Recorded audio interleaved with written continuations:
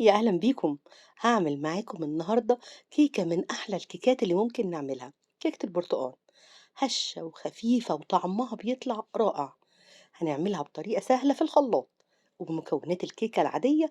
مش هنجيب أي مكونات مخصوص غير البرتقال بس. يلا بينا نبتدي في عمايلها على طول. بس لو أول مرة تشوفوني أنا جيهان عزب. إذا عجبكم الفيديو ما تنسوش تعملوا له لايك وشير، وإذا كنتم جداد على القناة يسعدني اشتراككم ووجودكم معايا فيها. أول حاجة هنعملها هننخل المكونات الجافة كلها مع بعضها. هنجيب كوبايتين من الدقيق، وهنحط عليهم معلقتين كبار مليانين من النشا، ومعلقتين صغيرين من البيكنج باودر، أو ممكن معلقة كبيرة مليانة بس بشكل هرمي كده من البيكنج باودر، ورشة ملح على طرف المعلقة. هننخلهم مع بعض الأول، وبعدين بقى هنجيب برتقانتين وناخد بس القشرة الخفيفة اللي على الوش، ما نوصلش للجزء الأبيض.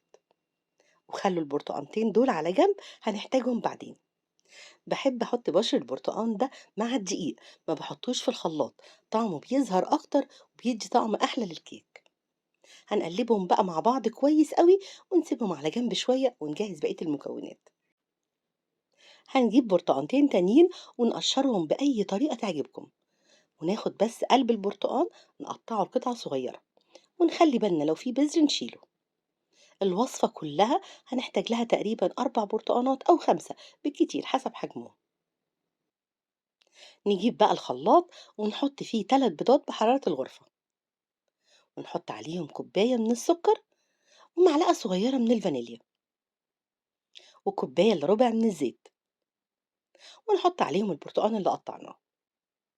ونخلط بقى المكونات دي كلها مع بعضها كويس قوي. عايزين الخليط يبقى في الآخر ناعم جدا. وبعدين هناخد الخليط ده ونحطه على خليط الدقيق اللي جهزناه، ونقلب بقى كله مع بعضه لحد ما الدقيق يختفي تماما. لو لقيتوا الخليط خفيف زودوا معلقة أو 2 من الدقيق، ولو كان تقيل ممكن نزود برضو معلقة أو 2 بس من عصير البرتقال.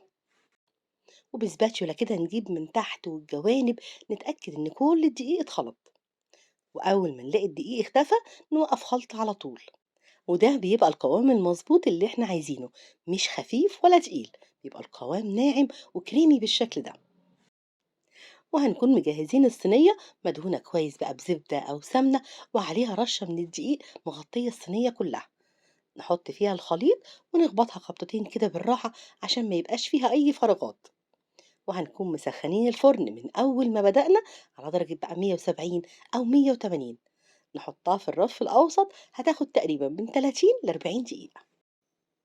وعلى بال ما الكيك يستوي، تعالوا بقى نعمل صوص بسيط بس طعمه حلو قوي وبيفرق جدا في طعم الكيك. هنحتاج عصير كوباية من البرتقال. استعملوا البرتقانتين اللي خدنا قشرهم في الأول، وممكن تحتاجوا واحدة كمان ولا حاجة عشان نكمل الكوباية. وهنحط عليهم نص كوباية من السكر، وعصير نص ليمونة، وبشر برتقانة. نقلبهم بقى مع بعض كويس، وبعدين نرفعهم على النار ونسيبهم بقى لحد ما يغلوا. وبعدين نهدي النار عليهم ونسيبه بقى يعقد شوية. عارفين لما بنعمل شربات الكنافة ونسيبه يعقد كده؟ احنا هنعمل كده بالظبط، بس عايزينه يبقى خفيف مش تقيل قوي. نسيبه بقى يبرد على جنب، ونطلع الكيك من الفرن. قبل ما نطلع الكيك بنختبر نضجه بعود خشب عشان نتأكد ان هو استوى. لو لقينا فيه عجين بنسيبها كمان 5 دقايق ولا حاجة في الفرن. نسيبها بقى تبرد شوية عشان نحط عليها الصوص.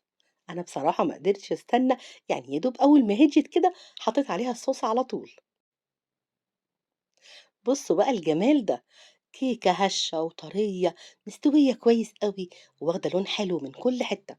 ريحتها حلوة قوي وطعمها رائع. الصوص ده كمان وداها في حتة تانية خالص. جربوها واعملوا معاها الصوص ده، هتعجبكم جدا. وبألف هنا على قلوبكم مقدما.